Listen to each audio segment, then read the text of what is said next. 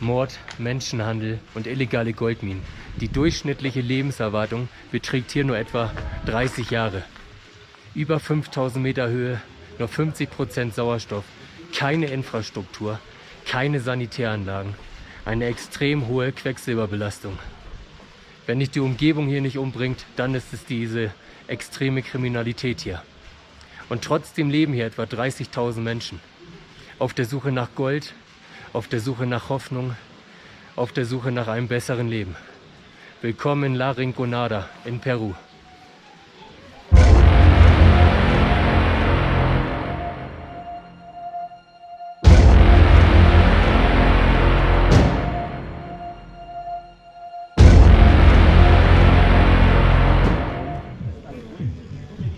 Hier ist es noch verhältnismäßig sicher. Je später es wird am Tag, desto unsicherer wird es logischerweise.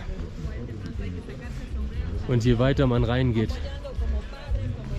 Wir schauen mal, wie weit wir kommen, wie weit uns die Luft hier trägt. Im Moment geht es uns noch ziemlich gut.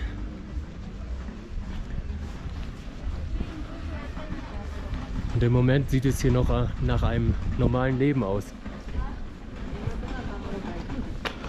Mal gucken, was noch so kommt.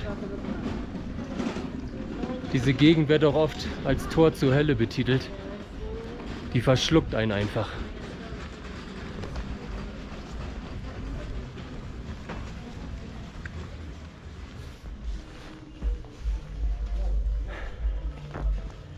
Dieser Gletscher im Hintergrund. Die Luft ist dünn hier oben. Aber da vorne ist ein Fußballplatz mit Kunstrasen. Hat man auch noch nicht so oft gesehen. Ist aber ziemlich frisch hier oben. Deswegen sehen wir so aus, wie wir aussehen.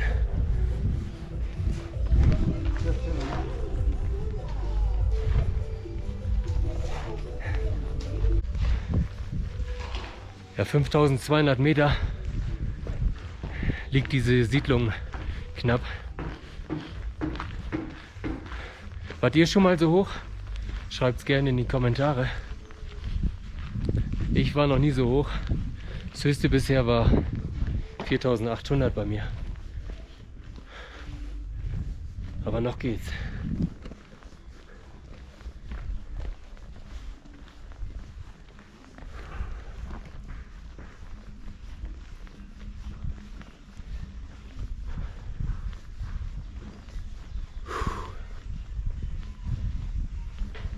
Wie gesagt, hier am Zentrum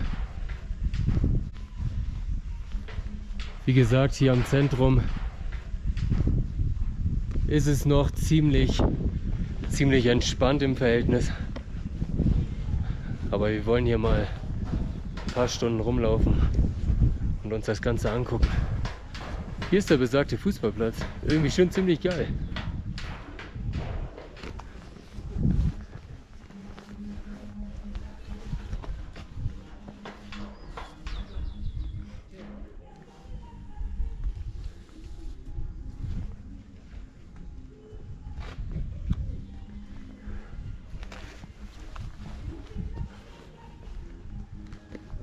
Sieht schon etwas trist aus hier, ne?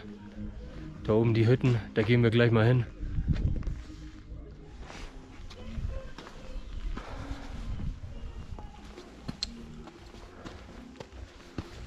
Dieser Müll hier.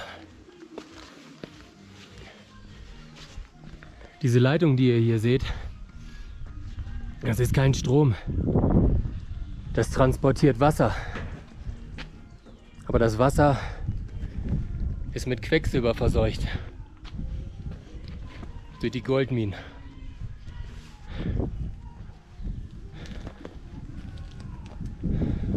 Also der Boden und das Wasser ist hier sehr stark kontaminiert.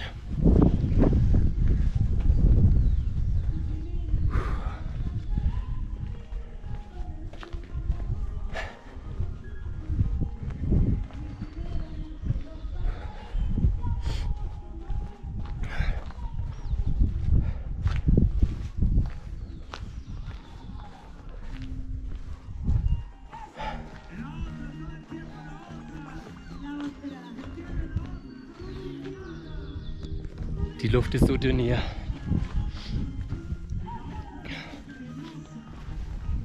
Und hier ist ein Menschenleben einfach nichts wert. Nichts wert. Wenn wir den Falschen treffen, kommen wir eventuell nicht mehr nach Hause. Aber wir glauben an das Gute im Menschen.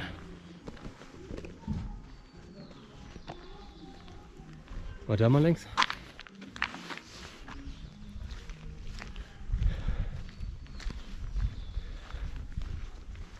Hier sind die Baracken der Arbeiter.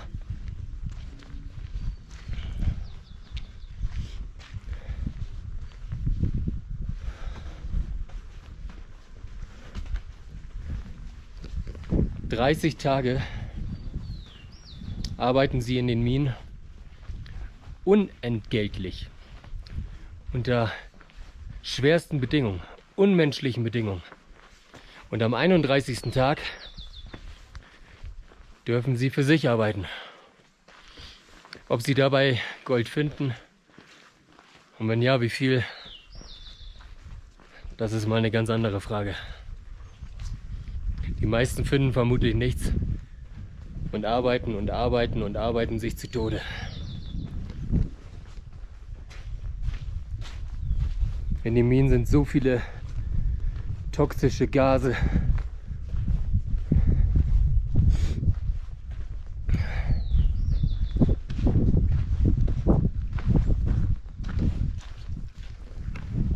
Vor den Minen darf man tatsächlich auch abends oder generell nicht zu lange stehen bleiben. Es gibt auch Warnschilder. Im Gebirge liegen Scharfschützen und die ballern dich einfach ab. Da kennen die nichts. Die schmeißen nicht hier den Berg runter und der Mord wird nie aufgeklärt.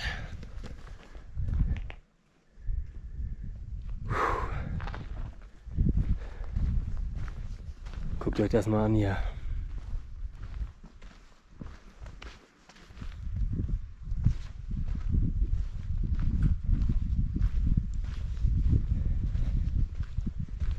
Wir gehen mal da vorne ans Ende. Ja, hier darf man nicht weiter. Überall Warnschilder, verboten weiterzugehen.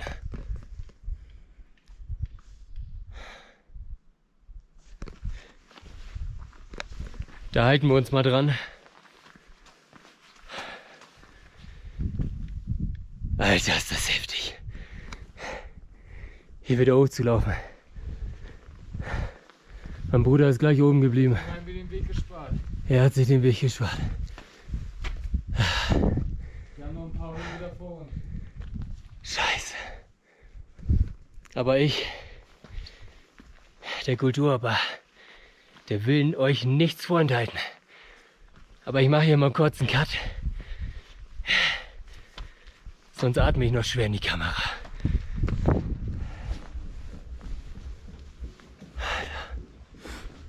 Jeder Schritt ist schwer. Leute, das ist schon anstrengend. Da muss ich euch nichts vormachen. Mein Herz ist so am Rasen.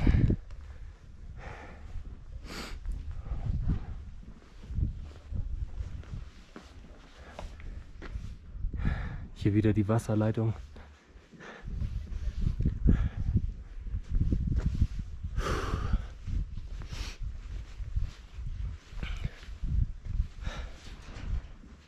Alter, wie schafft die Katze das hier noch?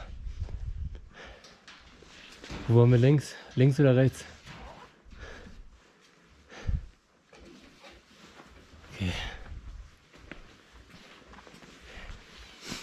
Gehen wir mal links gucken.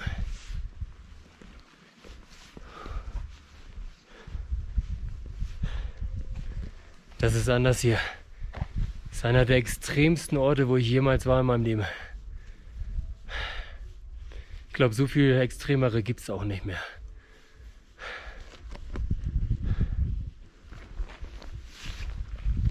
Ja.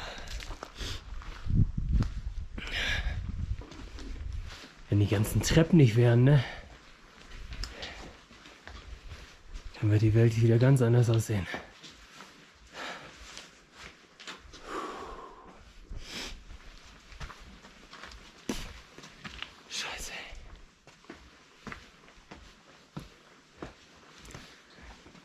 Aber das ist authentisch und echt und ungefiltert.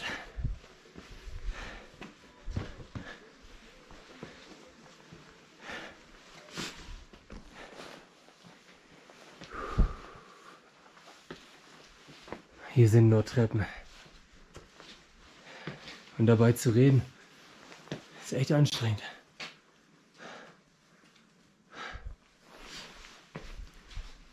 Also rede ich ein bisschen weniger. Hier ist überall Müll. Diese Siedlung hier, die zu den tödlichsten der Welt gehört, ist einfach nur eine Müllhalde.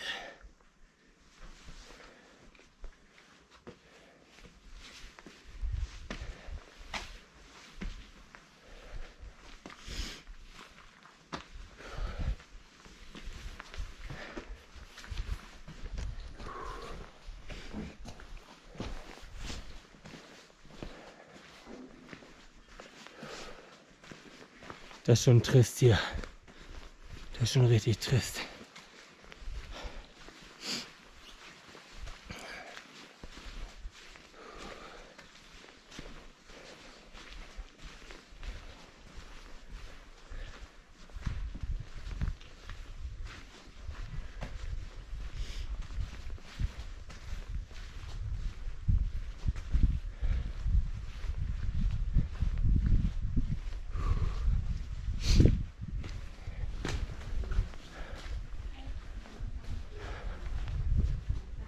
Ah, der Gipfel wieder da vorne.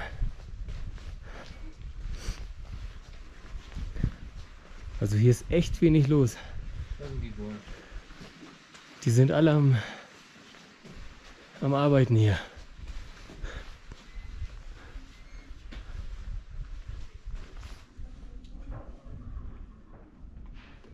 Hier dürfen wir nicht weitergehen ohne Polizeischutz. Erklärt gerade, ob sich 1, 2 Leute finden, die uns begleiten. Generell gibt es hier nicht viele Polizisten, deswegen wird es auch als gesetzlose Stadt betitelt. Im Vergleich zur Bevölkerung gibt es hier eindeutig zu wenig Polizisten.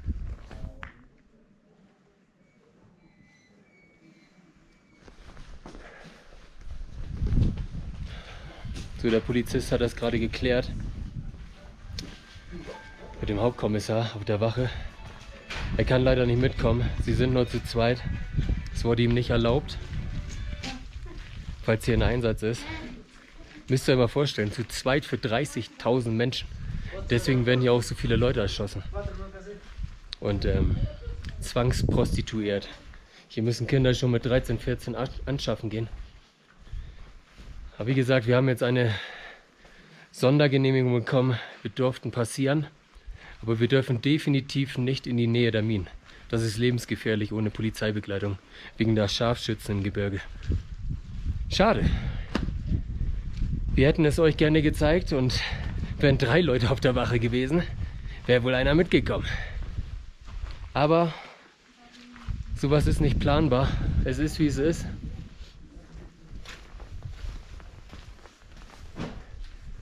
Das ist schon ein sehr verrückter Ort hier. Und ein matschiger Ort.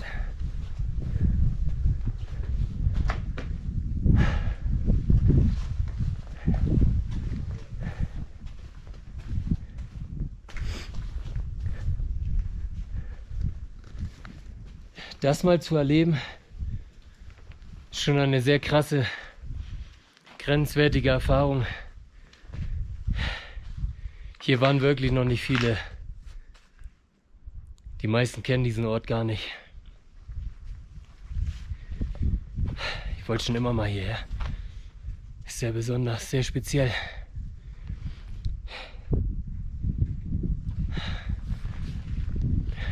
Also diese Bedingungen hier mit der Höhe und der Kriminalität, das macht das Ganze wahrscheinlich zum tödlichsten Ort der Welt im Zusammenspiel. Ja, wir kommen immer ein bisschen höher. Der Wind wird immer etwas eisiger. Der Hals brennt, die Nase brennt, die Luft ist hier so trocken.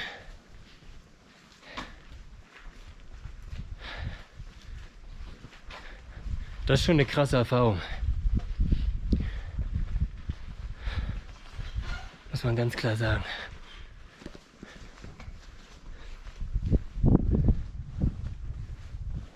Diese Häuser hier, ne?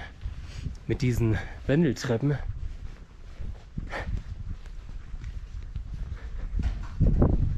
Hat schon irgendwie einen gewissen Vibe. Ich hoffe, man hört den Wind nicht so doll. Das zieht hier echt. Ja, zum Vergleich, das sind hier Stromleitungen. Deutlich schmaler.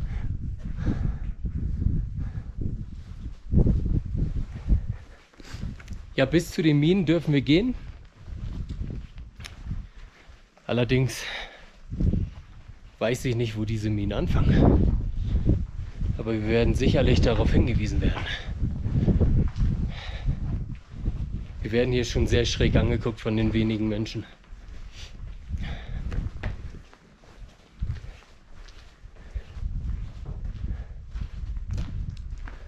Überall Müll. Müll, Müll und noch mehr Müll. Aber dieser Gletscher, kann man das gut sehen? Das ist schon krass. Das ist schon krass.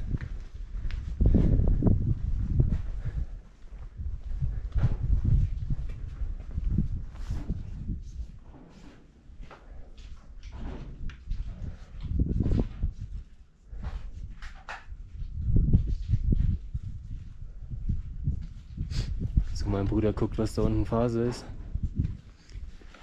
Das wird nämlich mit jedem Meter ein bisschen heißer hier, gefährlicher.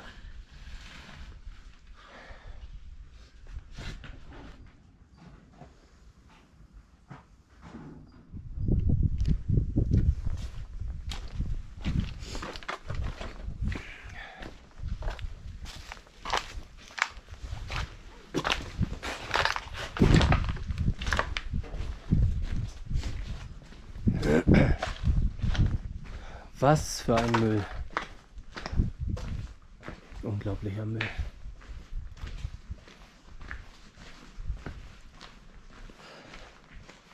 So, bergab geht gut. Aber wir müssen auch wieder bergauf laufen. Oh Mann, ey.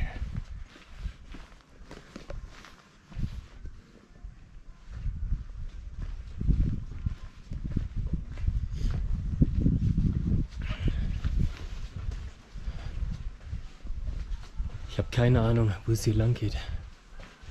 Wir laufen einfach blind.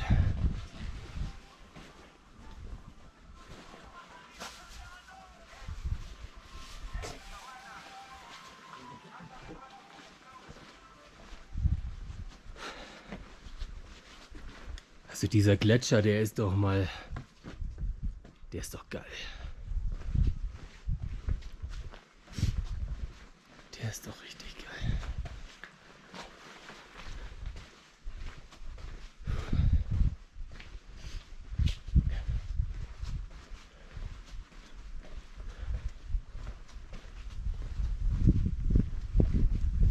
Ja, es gibt nicht viel zu sagen. Es gibt ja nicht viel zu sehen. Lauft einfach mal mit.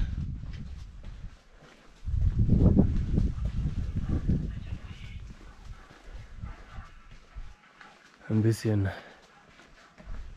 Sightseeing in La Rinconada. Das ist die höchste Siedlung der Welt. Es gibt keine Siedlung, keine bewohnte Siedlung, die höher ist auf der ganzen Welt.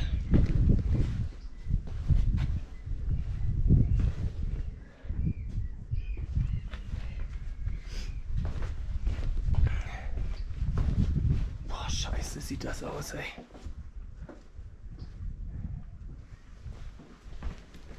Ich glaube, wir kommen den Minen ein bisschen dichter.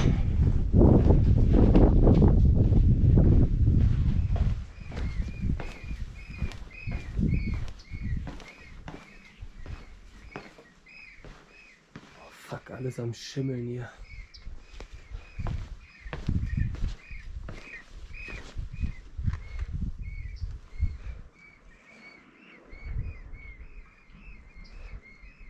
Das ist anders hier.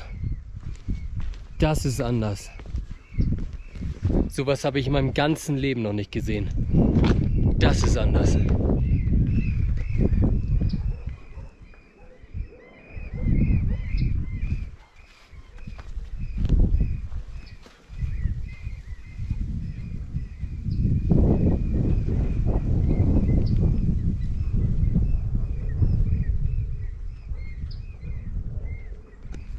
Es ist extrem windig und kalt hier.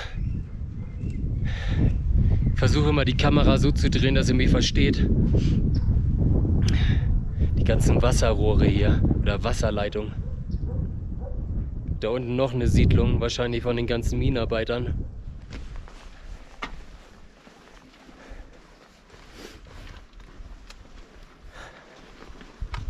So, ich krieg langsam ein ungutes Gefühl hier, Leute.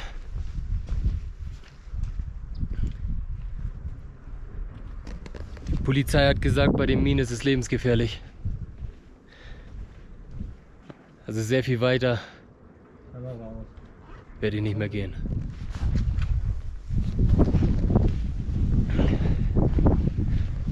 Ich hoffe, ihr hört mich noch. Der Gestank und dieser eisige Wind, der ist unglaublich. Ich habe eben die Kamera ausgemacht, da sind so viele Leute gekommen. Ich rede einfach mal ein bisschen lauter.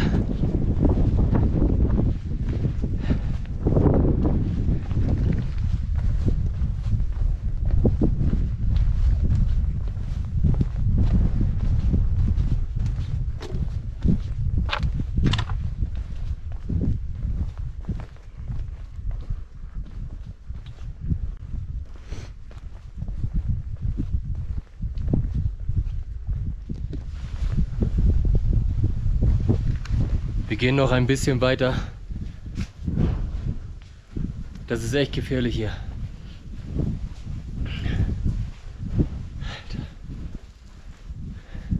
Das ist eine andere Welt. Eine Welt, in der man erschossen wird und es interessiert keinen einzigen Menschen hier. Das hat der Polizist auch gesagt. Können sie gar nicht aufklären. Niemand hat was gesehen. Wie will man das aufklären mit 4 Leuten? Ja, da ist das hier eine bedrückende Stimmung. Es ist beklemmt. Vielleicht auch etwas beängstigend. Scheiße, Jungs und Mädels. Leute, ey. Das ist anders hier. Anders, einfach anders.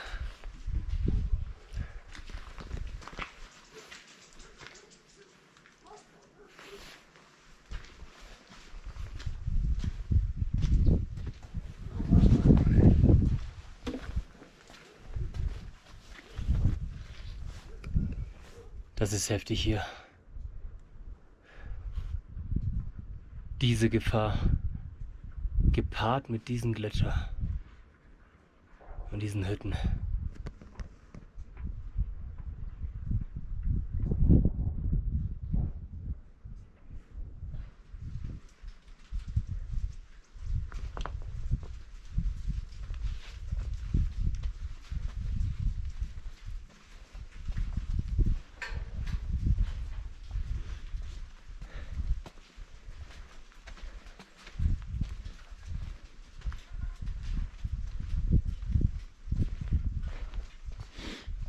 Jetzt fängt es noch an zu schneien hier.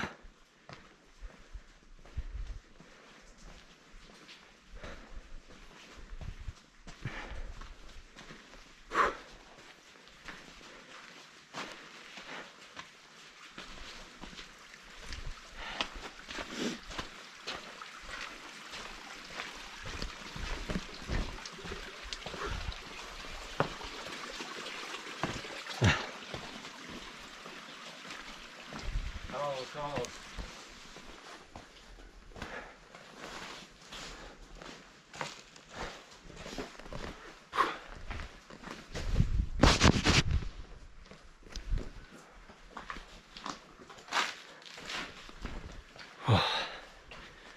Da stand bewaffneter Sicherheitsdienst.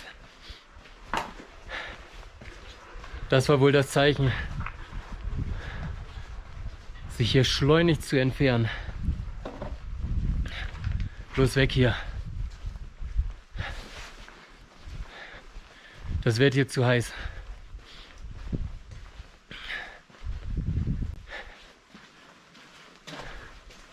Wir sind hier dicht bei den Minen. Die Polizei hat gesagt, nicht zu den Minen, also quasi bis zu der Treppe und nicht weiter. Wollen wir nicht übertreiben. Aber jetzt müssen wir die ganze Scheiße wieder hochlaufen. Oh Mann, ey. Aber was ist das für ein verrückter Ort? Schreibt doch mal in die Kommentare, wenn ihr das gesehen habt hier. Was war euer erster Gedanke? Das würde mich wirklich interessieren. Also haut in die Tasten.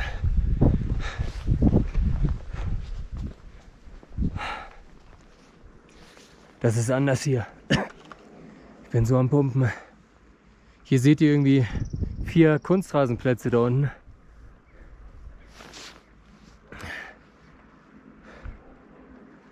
Haben sie hingebaut,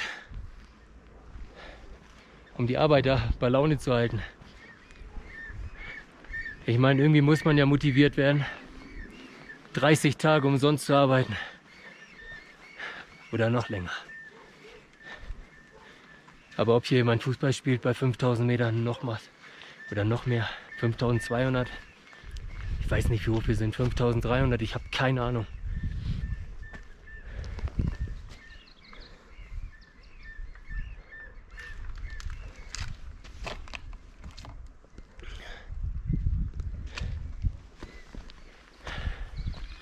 Wir verziehen uns hier jedenfalls aus dieser Dead Zone und gehen wieder in die Stadt. Bedingung ist, oder Voraussetzung ist, wir schaffen diese Treppen. Scheiße.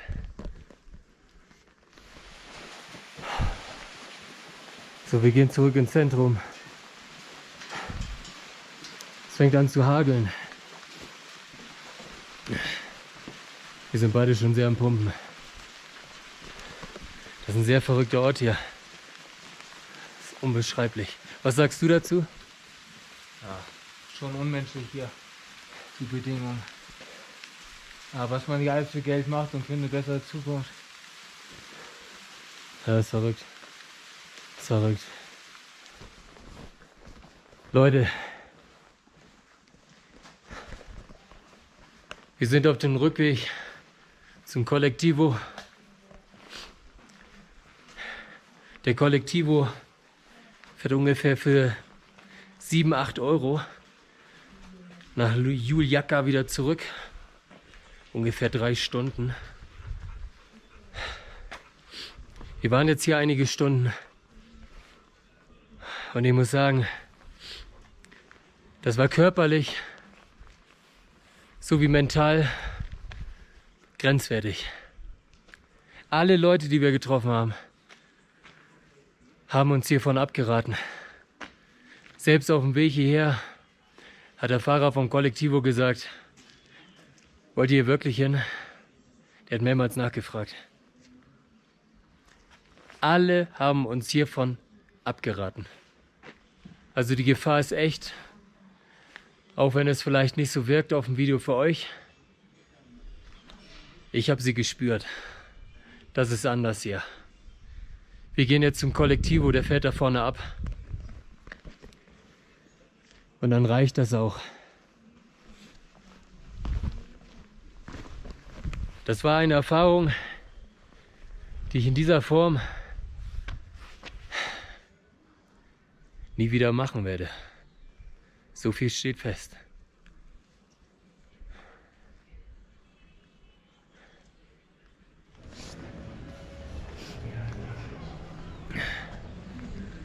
Hier sind wir wieder beim Marktplatz angekommen. Was für eine Erfahrung.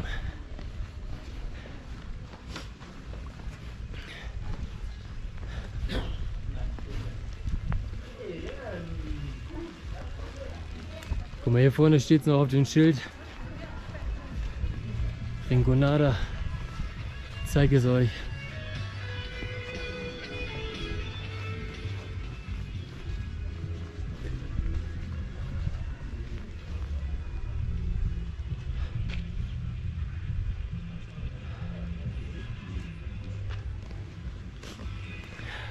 Wir waren wirklich hier.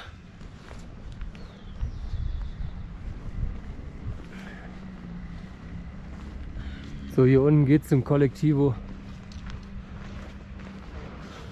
Da ist schon einer. Gucken, ob das der richtige ist.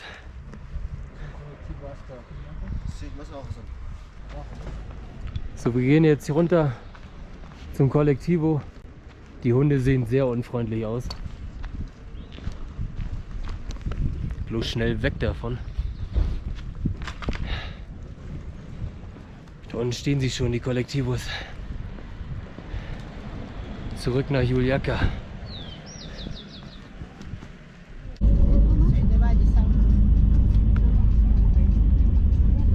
Guckt euch diesen Müll an hier.